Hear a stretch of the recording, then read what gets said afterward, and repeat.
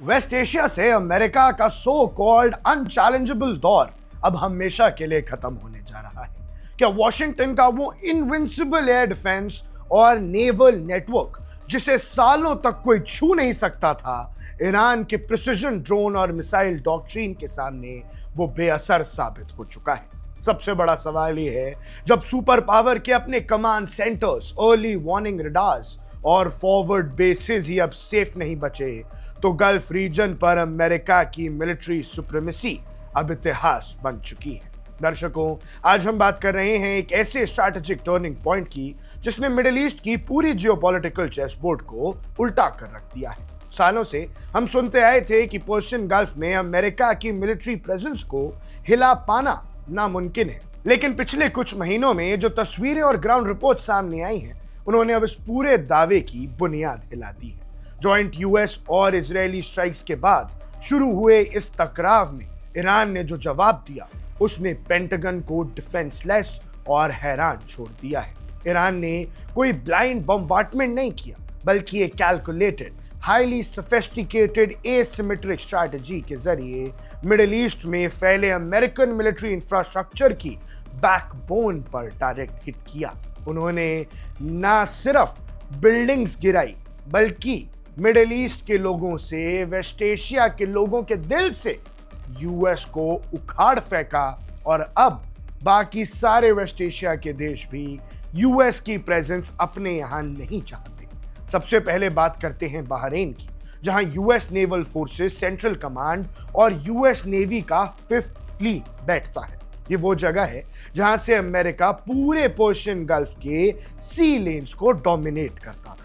लेकिन Iranian precision strikes ने direct 5th fleet के हेडक्वार्टर्स, सैटेलाइट कम्युनिकेशन इंफ्रास्ट्रक्चर और क्रिटिकल वेयरहाउसेस को निशाना बनाया। हालत ये हो गई कि अमेरिका को इमरजेंसी में अपनी मिलिट्री फैमिलीज और नॉन एसेंशियल पर्सनल्स को वहां से इवैक्यूएट करना पड़ा। एक अकेले हेडक्वार्टर्स का इंफ्रास्ट्रक्चर डैमेज $200 मिलियन से ज्यादा असेस किया गया। जिस बेस को अमेरिका का अनकॉन्करेबल कमांड पोस्ट माना जाता था, वो मिनट्स के अंदर एक वल्नरेबल टारगेट बन गया। अब आइए कतर के अल उदीद एयरबेस पर। यह मिडिल ईस्ट में यूएस एयरफोर्स का सबसे बड़ा फॉरवर्ड ऑपरेशनल हब रहा है। यहां पर ईरान ने डायरेक्ट उन अर्ली वार्निंग रडार सिस्टम्स और हाई वैल्यू कम्युनिकेशंस को टारगेट किया जो पूरे रीजन में मिसाइल डिटेक्शन की पहली लाइन ऑफ डिफेंस थे। यानी पूरे रीजन में जो डिफेंस का सबसे पहली लाइन थी, उसी पर हमला कर दिया ईरान ने। जब आपका रडार ही ब्लाइंड हो जाएगा, तो हवा में उड़ते मॉडर्न जेट्स भी हेल्पलेस हो जाएंगे। कुवैत और आसपास के इंस्टॉलेशंस पर भी यही पैटर्न देखा गया। लॉजिस्टिक्स हब्स, मेंटेनेंस हैंगर्स, बराक्स और वाइटल सैटेलाइट लिंक सिस्टम्स को चुन चुन कर निशाना बनाया गया। ईरान की स्ट्रैटेजी यहां बिल्कुल साफ थी। उन्होंने अमेरिका की आईज एंड ईयर्स पर वार किया, आंख और कान पर। Radars, command and control centres और सिक्योर कम्युनिकेशन लिंक्स को डिसेबल करके यूएस मिलिट्री के रिएक्शन टाइम को सिस्टमैटिकली डिसरप्ट कर दिया। इसका सीधा नतीजा क्या निकला? यूएस फोर्सेस को अपने सेंट्रलाइज फॉरवर्ड बेसेस से डिस्पर्स होना पड़ा।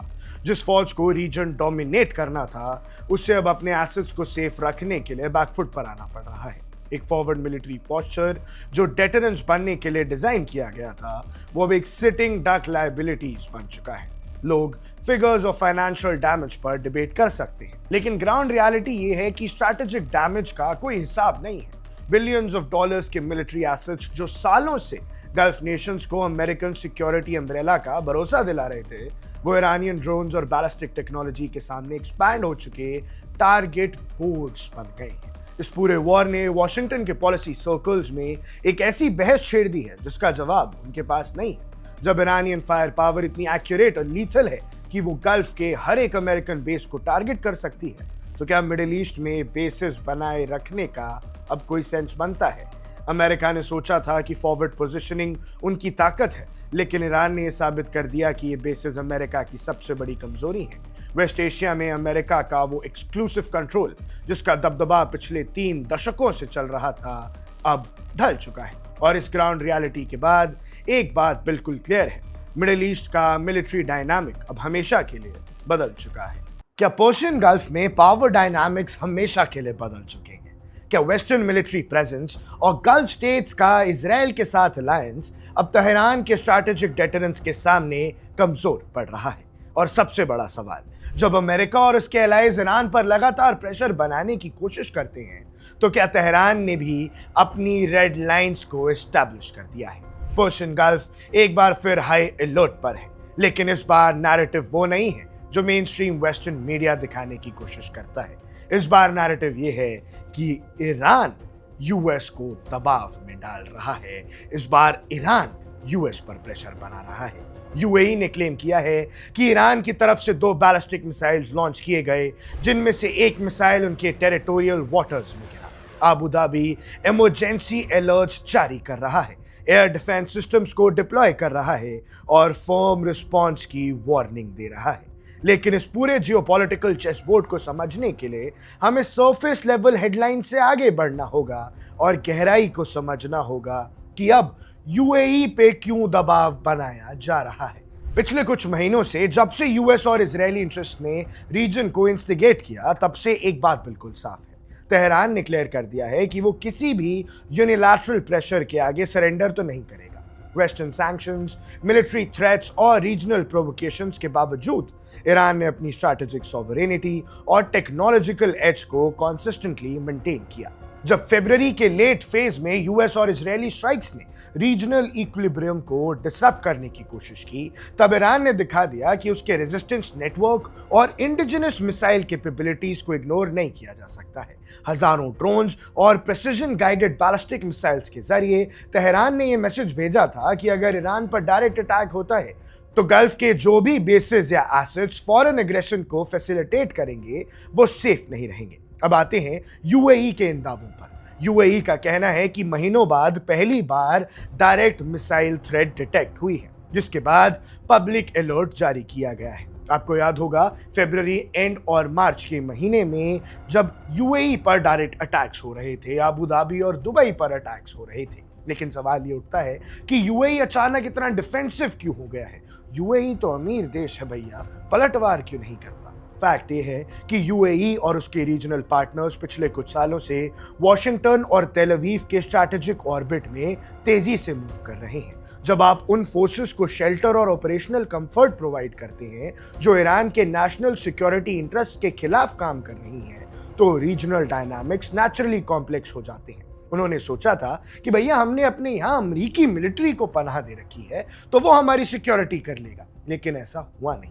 जून में जो टेम्परेरी डिप्लोमेटिक अंडरस्टैंडिंग या मेमोरेंडम ऑफ अंडरस्टैंडिंग साइन हुआ था, उसकी रियलिटी सबको पता है। वॉशिंगटन ने उस एग्रीमेंट की कोर स्पिरिट को रिस्पेक्ट ही नहीं किया। हर बार की तरह वेस्टर्न साइड ने डी एस्केलेशन की बातें तो की, लेकिन ग्राउंड रियलिटी पर सैंक्शंस, कोवर्ट ऑपरेशंस और ऑयल शिपमेंट्स पर ब्लॉकेज जैसी एक्टिविटीज को सीक्रेटली बैक किया था। जब एडनॉक लिंक टैंकर्स या रीजनल ट्रेड रूट्स पर डिसरप्शन की रिपोर्ट्स आई, तो ये डायरेक्ट रिजल्ट है उन यूनिलैटरल अग्रेसिव पॉलिसीज का जो फॉरेन पावर्स पर्शियन गल्फ पर थोपना चाहती हैं। ईरान का स्टांस शुरू से ही प्रिंसिपल रहा है, पर्शियन गल्फ का सिक्योरिटी फ्रेमवर्क सिर्फ और सिर्फ रीजनल कंट्रीज के हाथ में होना चाहिए, ना कि किसी फॉरेन नेवी या वेस्टर्न इन्वेंशनरिस्ट पावर्स के। तेहरान ने हमेशा ये एस्टैब्लिश किया है कि उसकी मिसाइल टेक्नोलॉजी अग्रेसिव कॉन्क्वेस्ट के लिए नहीं, बल्कि अल्टीमेट डेटरेंस के लिए डिजाइन की गई है। जब तक यूएस और उसके एलाइज रीजन में डिवाइड एंड रूल की पॉलिसी फॉलो करेंगे, तब तक ईरान अपनी सिक्योरिटी पैरामीटर को अग्रेसिवली डिफेंड करेगा। और अब जहां दुनिया शांति की उम्मीद लगा रही थी इस जंग में, वहां ईरान ने अब दबाव बनाना शुरू कर दिया है, क्योंकि यूएई पर अगर हमला करने की कोशिश हुई है तो ये डायरेक्ट ललकार है डोनाल्ड ट्रंप को। और यूएई और यूएस के रिश्ते बहुत अच्छे हैं, एक पर हमला होना कोई छोटी बात नहीं है। ये लेटेस्ट मिसाइल इंसिडेंट, चाहे वो स्ट्रैटेजिक डेटरेंस का डिमॉन्स्ट्रेशन हो या उन्हें उनकी लिमिट्स याद दिलाने का एक सिग्नल, साफ जाहिर करता है कि तेहरान बिना किसी डायरेक्ट प्रोवोकेशन के भी अब साइकोलॉजिकल और टैक्टिकल डोमिनेंस बनाए हुए हैं। अब पहले हमला ईरान पर नहीं हुआ था, अब ईरान पहल कर रहा है। ईरान अब अग्रेसिवली इस जंग को लड़ रहा है। एक तरफ जहां यूएई के सोफिस्टिकेटेड वेस्टर्न एयर डिफेंसेस उन्हें एब्सोल्यूट गारंटी नहीं दे पा रही हैं, वहीं दूसरी तरफ ईरान ने बिना ओपन वॉरफेयर में एंगेज हुए पूरे गल्फ को कैलकुलेटेड स्टैंड लेने पर मजबूर कर दिया है। अब ऐसे हमलों के थ्रेट से यूएई मजबूर होगा कहने को कि भैया आप यहां से चले जाओ, अमेरिका को अपने देश में बेस नहीं देगा। वेस्टर्न कैपिटल्स में बैठे स्ट्रैटेजिस्ट अक्सर ये भूल जाते हैं कि ईरान कोई ऑर्डिनरी रीजनल पावर नहीं है। डिकेड्स के हार्श सैंक्शंस और कंटेनमेंट पॉलिसीज के बावजूद इस्लामिक रेवोल्यूशनरी गार्ड कॉर्प्स ने ऐसी एसिमेट्रिक वॉरफेयर कैपेबिलिटीज बिल्ड की हैं जो ट्रेडिशनल एयर सुपीरियरिटी को कंप्लीटली न्यूट्रलाइज कर सकती हैं। चाहे हाइपरसोनिक मिसाइल टेक्नोलॉजी हो, ड्रोन स्वॉर्म्स हो या प्रिसिजन नेवल एसेट्स, तेहरान ने बैलेंस ऑफ पावर को रीडिफाइन किया है। अब सवाल यह है कि आगे क्या होगा? क्या अबू धाबी और उसके वेस्टर्न बैकर्स इस सिग्नल को समझेंगे या फिर एक और डेंजरस एस्केलेशन की तरफ बढ़ेंगे? रियलिटी ये है कि गल्फ मोनार्कीज का पूरा economic model stability, trade routes और मैरिटाइम सेफ्टी पर टिका हुआ है। माना उनके पास तेल है, लेकिन तेल जाता तो समुंदर के रास्ते से ही है ना। अगर वो वॉशिंगटन और तेल अवीव के अग्रेशन एजेंडास के कोलैटरल बनते हैं तो सबसे बड़ा नुकसान उन्हीं के क्रिटिकल इंफ्रास्ट्रक्चर और ट्रेड सिक्योरिटी का होगा। दुबई जो यूएई के अंदर है, टूरिज्म का बहुत बड़ा हब है। जब से ये जंग शुरू हुई है, उन्होंने टूरिस्ट रेवेन्यू के रूप में लाखों करोड़ों का नुकसान झेला है। तेहरान ने एक बार फिर प्रूव कर दिया है कि रीजनल सिक्योरिटी सिर्फ म्यूचुअल रिस्पेक्ट से ही पॉसिबल है। जब तक ईरान की सॉवरेन राइट्स, उसके ट्रेड रूट्स और उसके सिक्योरिटी इंटरेस्ट को एक्नॉलेज नहीं किया जाएगा, तब तक foreign back deterrence models Persian gulf में फेल होते रहेंगे। बॉल अब उन कैपिटल्स के कोर्ट में है जो ये डिसाइड करेंगे कि उन्हें फॉरेन इंटरवेंशन के साथ खड़ा होना है या ग्राउंड रियलिटी को एक्सेप्ट करके स्ट्रैटेजिक पारिटी के साथ जीना है। अब दर्शकों, बात यही है कि ईरान यूएई पर भी हमला कर सकता है। जॉर्डन में तो तबाही मचाई ही थी, और जितने भी मिडिल ईस्ट में, वेस्ट एशिया के अंदर देश हैं, उन पे खतरा मंडरा रहा है, क्योंकि ईरान अब अग्रेसिव हो रहा है। अब वो चाहता है कि मिडिल ईस्ट से एक एक अमेरिकी सैनिक भाग जाए। दुनिया को अपनी इनविंसिबल नेवल पावर से डराने का दावा करने वाला अमेरिका आज खुद अपने बनाए झूठ के बोझ के तले दब रहा है। वॉशिंगटन के वॉरमॉन्गर्स हर रोज वेस्ट एशिया से लेकर फार ईस्ट तक सॉवरेन नेशंस को धमकियां देते हैं, लेकिन ग्राउंड रियलिटी क्या है?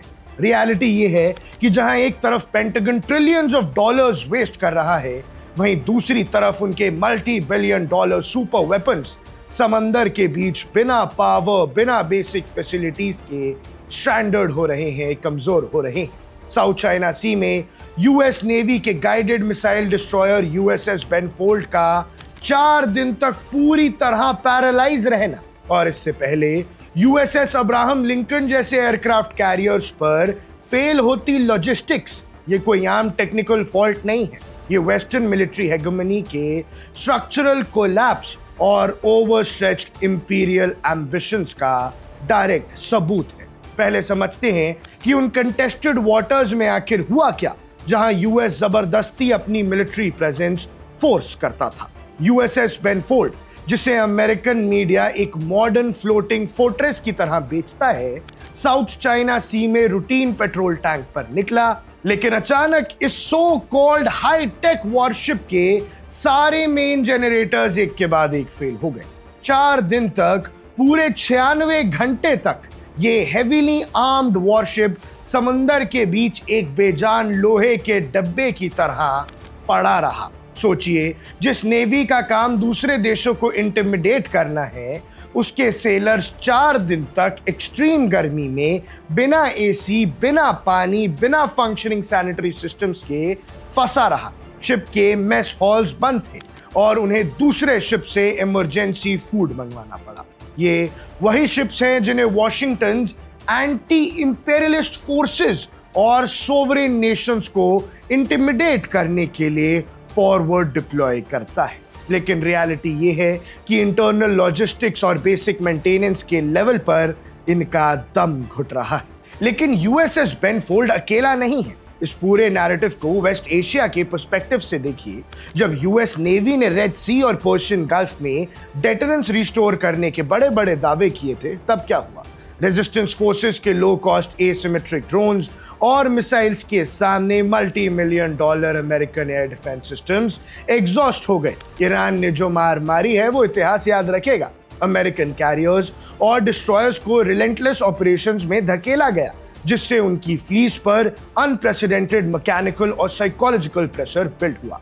इसका डायरेक्ट रिजल्ट सामने आया जब super carrier USS Abraham Lincoln पर डिप्लॉयमेंट के दौरान severe supply chain issues, contaminated water और सीवेज ब्रेकडाउन की रिपोर्ट्स लीक हुई थी। यानी यूएसएस अब्राहम लिंकन और जेराल्ड फोर्ड को तो ईरान ने मारा और बेन फोल्ड का हाल अपने आप ही खराब हो गया। वॉशिंगटन के पॉलिटिकल एलीट्स ने इन रिपोर्ट्स को सप्रेस करने की पूरी कोशिश की, लेकिन सच छुपाया नहीं जा सकता। American military machine globally over extend हो चुकी है, चाहे वो पर्शियन गल्फ हो, बाबल मैंडेब हो या साउथ चाइना सी। यूएस इंपेरियल नेवी अब उन वाटर्स को डोमिनेट करने की कैपेबिलिटी नहीं रखती जहां उनका कोई लेजिटिमेट हक नहीं। पेंटागन का एनुअल बजट $800 बिलियन क्रॉस कर चुका है, लेकिन ये सारा पैसा जा कहाँ रहा है? मिलिट्री इंडस्ट्रियल कॉम्प्लेक्स के करप्ट कॉर्पोरेट लॉबीज नए नए एक्सपेंसिव प्रोजेक्ट्स को पुश करते हैं ताकि डिफेंस कॉन्ट्रैक्टर्स की जेबें भरी जा सके। पूरी दुनिया में जंग छेड़ते हैं ताकि पैसे कमाए जा सके, लेकिन ग्राउंड पर जो एक्टिव फ्लीट है, जो शिप्स कॉन्टिन्यूअसली फॉरवर्ड डिप्लॉयड है, उनका ना ठीक से रिपेयर हो रहा है, ना ही ओवरऑल अमेरिकन शिपयार्ड्स कंप्लीटली चोक है। मेंटेनेंस बैकलॉग्स सालों पीछे चल रहा है और उनके सेलर्स फिजिकल और मेंटल बर्नआउट का भी शिकार है। जब एक एम्पायर डिक्लाइन पर होता है तो उसकी पहली निशानी यही होती है कि बाहर से अग्रेशन और एरोगेंस दिखाता है, लेकिन अंदर से धीरे धीरे इंस्टीट्यूशनल डीके यानी खोखलापन आता है और फिर आता है ऑपरेशनल फेलियर। आज ग्लोबल बैलेंस ऑफ पावर बदल चुका है। वो दौर खत्म हो गया जब एक अमेरिकन एयरक्राफ्ट भेजकर किसी भी इंडिपेंडेंट नेशन को झुकाया जा सकता था। आज रेजिस्टेंस फ्रंट और मल्टीपोलर वर्ल्ड के सॉवरेन नेशंस ने ये प्रूव कर दिया है कि सेल्फ रिलायंस, एसिमेट्रिक कैपेबिलिटीज और स्ट्रैटेजिक पेशेंस के जरिए वेस्टर्न नेवल इंटिमिडेशन को इफेक्टिवली न्यूट्रलाइज किया जा सकता है, जैसा ईरान ने करके दिखाया। साउथ चाइना सी में यूएसएस बेन फोल्ड का हेल्पलेस हो जाना और वेस्ट एशियन वाटर्स में उनके कैरियर स्ट्राइक ग्रुप्स का डिफेंस पोस्चर में आ जाना इस बात का साफ सिग्नल है कि अब अमेरिकन डेटरेंस पेपर टाइगर बन चुकी है। अमेरिकी नेवी अब कमजोर हो चुकी है। आखिर में सवाल सिर्फ एक है कि डिस्ट्रॉयर के जनरेटर फेल होने का नहीं है, सवाल उस इंपेरियल माइंडसेट का है जो अपने इंटरनल क्राइसिस को इग्नोर करके पूरी दुनिया में एग्रेशन एक्सपोर्ट कर रहा है, पूरी दुनिया जीतने की कोशिश कर रहा है और अब अपनी नेवी खोखली हो चुकी है। वॉशिंगटन चाहे जितनी भी मिलिट्री बिल्डअप का दिखावा करे, फैक्ट यही है कि फॉरवर्ड डिप्लॉयड अमेरिकन फ्लीट अंदर से टूट रही है और जब तक यूएस अपनी हेगेमोनिक पॉलिसीज और अनलॉफुल ग्लोबल इंटरफेरेंसेस को बंद नहीं करता, तब तक समंदर में उनके इनविंसिबल वॉरशिप्स इसी तरह एक्सपोज होते रहेंगे। क्या दुनिया की सबसे ताकतवर नेवी अब अंदर से खोखली हो चुकी है?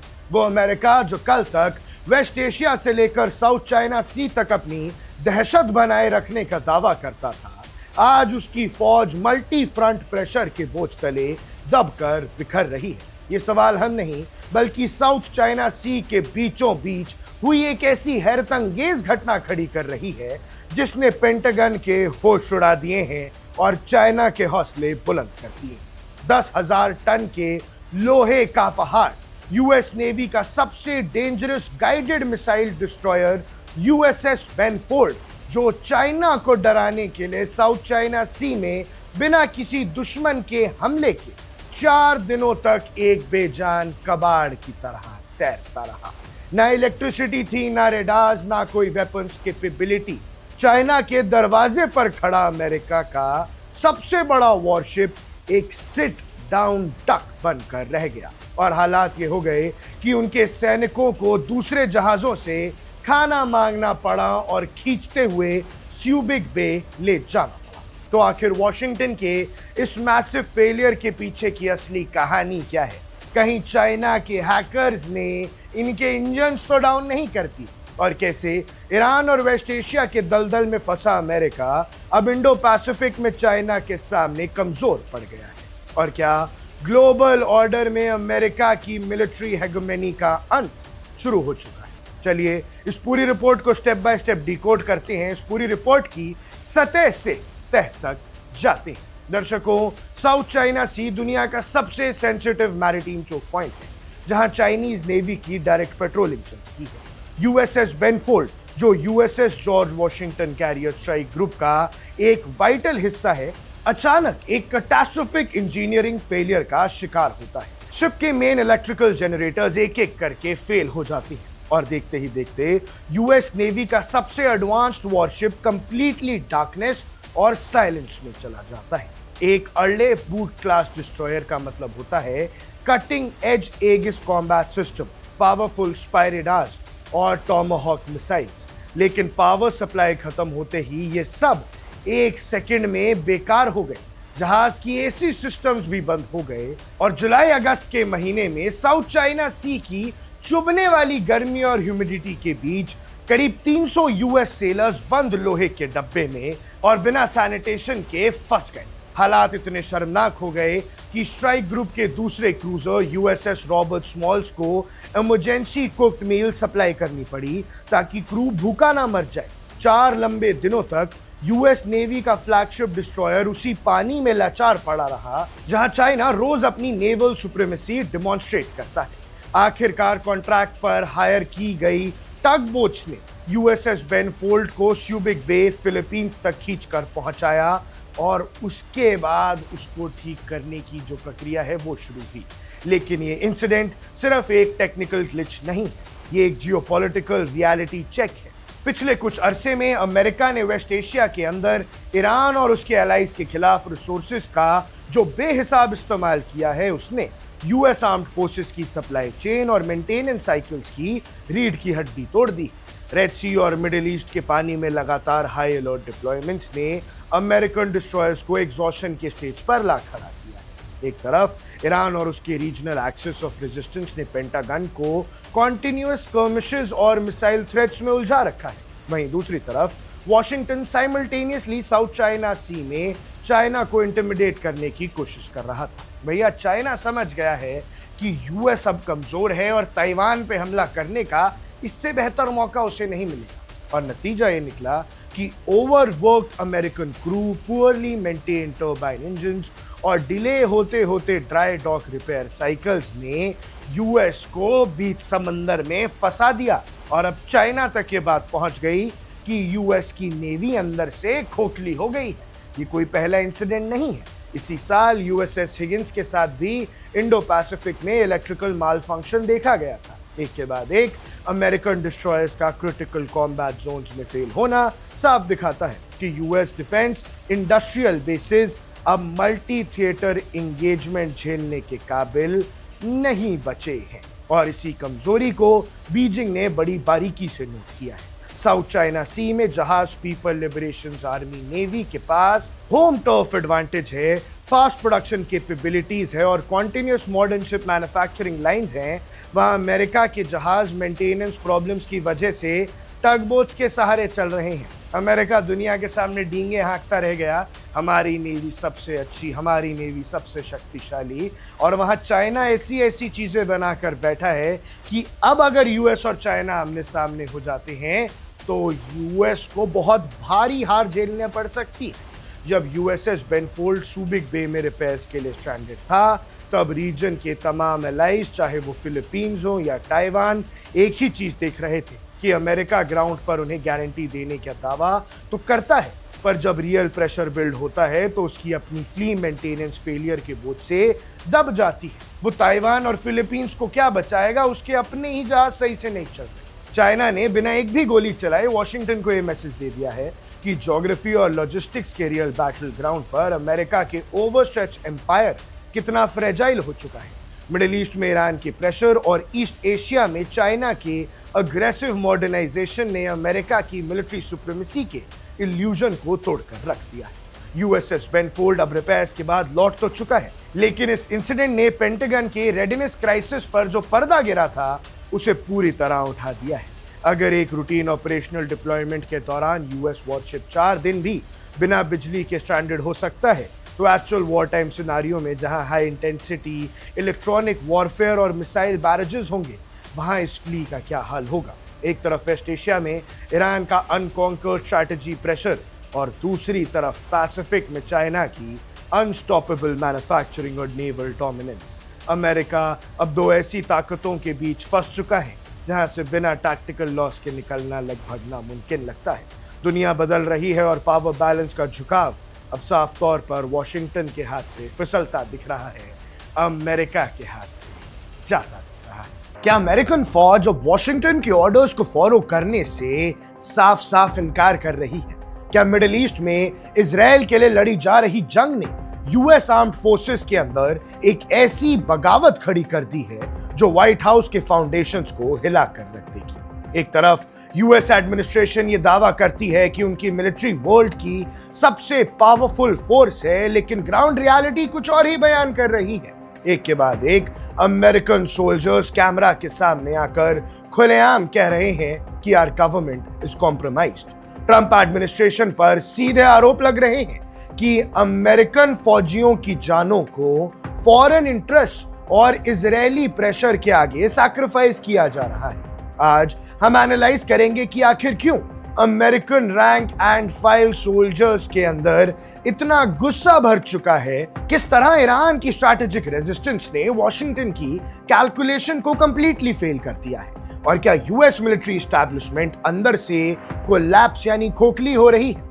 सोशल मीडिया और डायरेक्ट मिलिट्री सर्कल से जो रिपोर्ट सामने आ रही हैं, उन्होंने पेंटागन के होश उड़ा दिए हैं। एक्टिव ड्यूटी सर्विस मेंबर्स और वेटरन्स खुलकर सामने आ रहे हैं। उनका कहना है कि ये जंग अमेरिका के डिफेंस के लिए नहीं, बल्कि तेल अवीव और वॉशिंगटन के पॉलिटिकल एलीट के नैरो जियोपॉलिटिकल एजेंडा को बचाने के लिए लड़ी जा रही है। सोल्जर्स सीधा सवाल उठा रहे हैं कि हम वेस्ट एशिया के डेजर्ट में किसके लिए मरने जा रहे हैं? ईरान का सामना करके हम किसका भला कर रहे हैं? जब अमेरिका के अंदर इकोनॉमिक क्राइसिस चल रहा है, इंफ्रास्ट्रक्चर टूट रहा है, तब billions of dollars foreign Wars में क्यों फेंके जा रहे हैं? एक सर्विस मेंबर ने यहां तक कह दिया कि व्हाइट हाउस और यूएस लीडरशिप कंप्लीटली कॉम्प्रोमाइज हो चुकी है। ये कोई आम पॉलिटिकल डिसएग्रीमेंट नहीं है। जब यूनिफॉर्म पहना हुआ सोल्जर अपनी कमांड पर सवाल उठाता है तो ये इंस्टीट्यूशनल रिबेलियन का क्लियर सिग्नल होता है। अब भैया ईरान की एसिमेट्रिक रेजिलियंस ने वॉशिंगटन और उसके अलाइज को घुटनों पर झुका दिया है। अब भैया एयर स्ट्राइक्स और प्रेशर टैक्टिक्स से ईरान को आसानी से झुकाया जा सकता था, ऐसा उन्हें वहम था, ये पूरी तरह से टूट चुका है। लेकिन रियलिटी इसके बिल्कुल उल्टी साबित हुई, हम सब जानते हैं। ईरान ने डिकेड्स लगाकर एक ऐसी डिफेंसिव और एसिमेट्रिक वॉरफेयर स्ट्रैटेजी डेवलप की जो किसी भी कन्वेंशनल सुपर पावर के लिए नाइटमेयर बन गई। भैया ईरान के अंडरग्राउंड मिसाइल बेसेस और ड्रोन स्वॉर्म्स ने दिखा दिया कि उनकी डेटरेंस टेक्नोलॉजी वर्ल्ड क्लास है। उन्होंने डायरेक्ट स्ट्राइक्स और रीजनल चोक पॉइंट्स पर अपनी स्ट्रॉन्ग पकड़ बनाए रखी।